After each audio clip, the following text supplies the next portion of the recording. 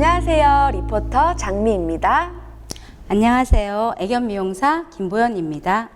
슬기로운 개인생활 세 번째, 반려견과 사람 생활편. 반려견 셀프 미용 교육의 첫 강의 주제인 위생 미용의 중요성에 대하여 알아보려고 합니다. 미용사님, 각 가정으로 입양된 반려견을 어떻게 하면 건강하고 위생적으로 돌볼 수 있나요? 네, 입양된 반려견이 가정에서 적응하는 시간은 그리 길지 않을 거라 생각됩니다. 따뜻한 집에서 가족들에게 사랑이 가득 담긴 눈빛과 스킨십을 받을 테니까요. 그런데 보호자는 털 관리에 애로사항이 많습니다. 관리에 소홀하면 털날림도 생기고 방치하면 반려견은 피부 질환까지 생길 테니까 평소에 관리가 중요하다고 생각됩니다. 네, 반려견에게 털이란 혹시 어떤 의미일까요?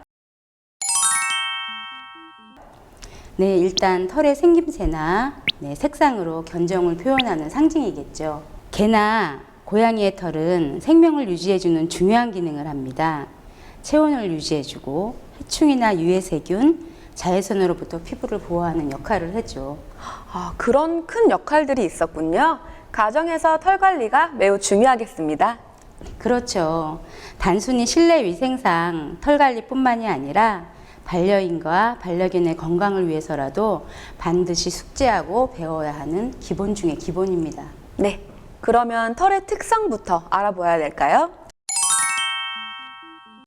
사람은 매일매일 머리를 감고 해도 하루 평균 머리카락이 50개에서 100개 정도 빠진다고 하는데 반려견은 온몸이 털로 둘러싸여 있는데 그 숫자는 크겠죠. 네. 다만 빠지면서 털과 털 사이 틈새에 걸쳐져 있어서 몸 밖으로 이탈되는 숫자는 적고요. 그 털들이 털 엉킴을 가져오고 반려견이 전신을 후둑 턴다거나 할 때 다량으로 날리는 것을 볼 수 있겠어요.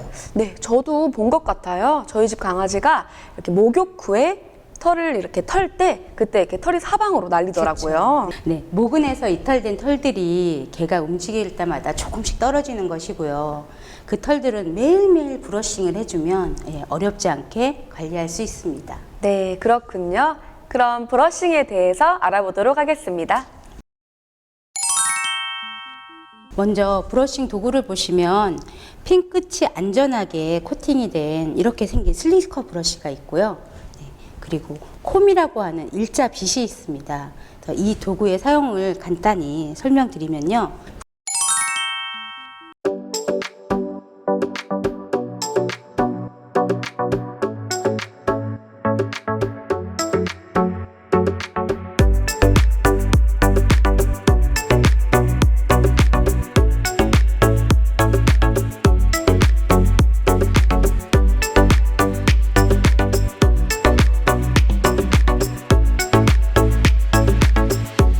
잘 엉키는 부위가 있는데 혹시 어떤 부위일까요? 네, 귀 밑과 겨드랑이 사이 그리고 서해부라고 하는 생식기 주위 그리고 관절이 접히는 부위가 잘 엉킵니다. 그래서 슬리커 브러쉬를 사용한 후에 꼭 일자빗으로 털결을 정리해서 엉키지 않게 하는 것이 중요합니다.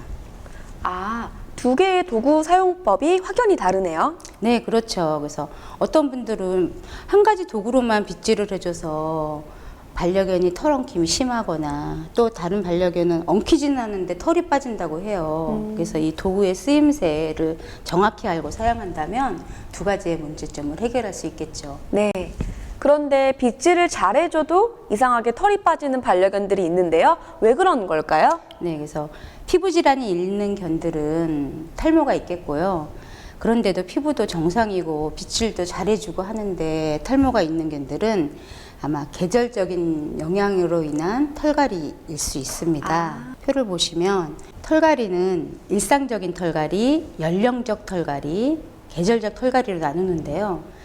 맨 밑에 계절적 털갈이를 보시면 겨울에서 봄으로 넘어오는 3월에서 5월쯤에 유독 털이 뭉텅이로 빠져요. 그래서 이것은 시원하게 여름을 보내기 위해서 속털을 자기가 스스로 빠지게 하는 건데요. 네. 특히 이때 실외에서 생활하는 반려견이나 포메라니언처럼 촘촘한 털을 가진 견종은 브러싱을 신경 써서 해야 됩니다. 그렇군요. 빗질을 열심히 하는 것 외에도 또 탈모의 이유에 대하여 잘 알고 있어야 되겠네요. 네, 맞습니다. 견종별 털의 종류도 알아볼 필요가 있는데요. 내가 키우는 견종이 어떤 털을 가지고 있느냐에 따라서 털 관리 방법과 시기가 다르니까요. 표를 보시면 털 관리를 다르게 할 분류로는 포메라이안, 사모예드 같이 어느 정도 자라면 성장이 멈춰지는 장모종과 웰시코르기, 프렌치 풀독, 또 치아와 같이 짧고 굵은 털이 나는 단모종, 그리고 말티즈, 비숑 프리제 등 일정한 속도로 계속 자라는 실키코트라고 하는 견모종으로 나눌 수 있어요. 그래서 이 장모종과 단모종은 집에서 브러싱을 열심히 해주고, 그리고 부분적으로 미용을 해주면 굳이 미용실에 안 가도 되고요. 우리가 많이 키우는 이 견모종들은 브러싱과 부분 미용을 하면서도 2, 3개월에 한 번씩 꼭 미용실을 방문해서 전체적으로 미용 관리를 받을 필요가 있겠습니다. 아, 우리 집 반려견이 어떤 털을 가지고 있느냐를 알면 미용이 필요한 시기를 쉽게 이해할 수 있겠네요. 네, 그렇습니다. 그런데 반려견들이 미용을 싫어하는 이유가 뭘까요? 반려견들이 처음 미용하는 시기는 대략 예방접종이 어느 정도 마무리되는 시점인 생후 4, 5개월 경이에요. 그전에는 부분 필요한 부위를 미용을 했지만 전체적으로 미용할 때는 어느 날 내 몸을 감싸고 있는 털들이 분리될 때 개운하다 이거보다는 털을 잃어버린 낯설음과 상실감을 느끼지 않을까 생각됩니다. 네. 그래서 반려견의 지능을 3세경의 어린아이로 본다면 낯선 환경, 소리, 또 낯선 음악, 행동 이런 것들을 모든 것이 불안함으로 연결되겠죠. 그래서 평소에 집에서 하는 브러싱 등을 놀이로 해서 재밌게 하는 것이 필요합니다. 아, 재밌게 놀이로요. 그러면 일단 반려견들이 좋아할 만한 무엇인가를 찾아야겠네요. 뭐 엄마표 육포가 아닐까요? 네. 그래서 반려견이 가장 좋아하는 것이 먹는 거, 엄마표 육포고요. 매일매일 브러싱할 때, 목욕할 때, 그리고 양치질할 때 육포를 옆에 두고 끝나면 한 개씩 내가 먹을 수 있다. 그걸 알려주면 되겠죠. 그래서 이것은 긍정 강화 훈련이라고도 하는데 이 효과가 아주 큽니다. 오, 그러면 또 다른 주의사항이 있을까요? 네, 제가 일선에 있을 때 가장 문제시 되었던 게 어린아이들이 하는 베넷 미용과 그리고 노령견 미용이었어요. 입양견들은 아마도 건전한 미용 환경을 경험했을 가능성이 적겠고요.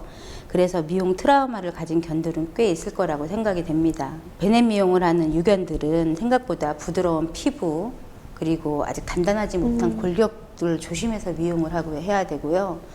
노령견들은 미용 트라우마보다는 관절에, 노화로 인한 관절을 보호한다는 생각으로 조심해서 미용에 임해야 되겠고, 그리고 그 입양견들이 갖고 있는 미용 트라우마가 있을 수 있으니까 서두르지 말고, 그리고 또 예쁘게 안 해도 되잖아요, 집에서는. 네. 그래서 살살 아이들 달래가면서 맛있는 육포 하나씩 입에 넣어주면서 재미있게 익숙해지게 미용하는 것이 중요하다고 봅니다. 네, 그렇군요.